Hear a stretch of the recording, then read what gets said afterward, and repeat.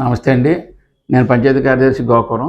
గోకవరం గ్రామంలో ట్రాఫిక్ సమస్య చాలా తీవ్రంగా ఉందని చెప్పేసేసి స్థానికులు ప్రజల నుంచి ఒత్తిడి వస్తుంది. అలాగే పంచాయతీకి కూడా చాలా విజ్ఞాపనలు వస్తున్నందున ఎస్ఐ గారితో మాట్లాడడం జరిగింది. ఎస్ఐ గారు కూడా ఈ విషయంలో ముందుకొచ్చి ట్రాఫిక్‌ని వెంటనే నివారిద్దాం అని చెప్పేసేసి డీఎస్పీ గారితో కూడా చర్చించడం జరిగింది.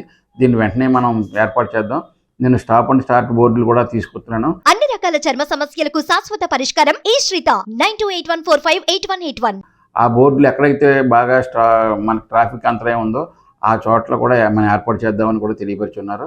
ఇకపోతే సాయంత్రం మాటలు, ఉదయం మాటలు, పీక్ అవర్స్లో మటుకు విపరీతమైన ట్రాఫిక్ ఉండడం వల్ల చాలా ఎవరికి కూడా ఎటు వెళ్ళడానికి లేకుండా ఉన్న పరిస్థితి గ్రామ పంచాయతీలో ఏర్పడింది ఇక్కడ. అది కేవలం వర్తకులు బాగా ఎదరకొచ్చేసి షాపులన్నీ కూడా రోడ్ల మీదకి పెట్టేసుకోవడం వల్ల, వాళ్ళ తర్వాత వాళ్ళ షాపులకు వచ్చే వెహికల్స్ కూడా రోడ్ల మీద ఉండడం వల్ల ఈ సమస్య ఏర్పడుతుందని చెప్పేసి మనం గుర్తించడం జరిగింది. ఈ బాగా రోడ్ల మీదకు ఉన్న షాపులను మటుకు మేమందరం గుర్తించడం జరిగింది. వాటందరికీ కూడా ఎవరైతే రోడ్డు మీదకు ఉన్నారో వాళ్ళందరికీ నోటీసులు ఇవ్వడం జరుగుతుంది. ఎదరికి ఎట్టుకోకపోతే కనుక గ్రామ పంచాయతీ చట్టం ప్రకారం వాళ్ళ మీద చర్యలు తీసుకోవడం జరుగుతుంది. వాళ్ళకి జరిమానాలు కూడా విధించడం జరుగుతుంది. ఈ అన్ని విషయాలు కూడా పైన అధికారులు కూడా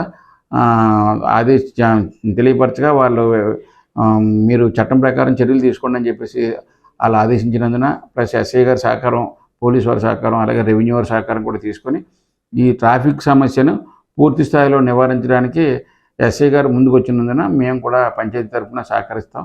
అలాగే సర్పంచ్ గారు, పాలక మండలి సభ్యులు కూడా ఈ విషయంలో మీరు చర్యలు తీసుకోమని మొన్న మీటింగ్లో కూడా తెలియపరిచారు.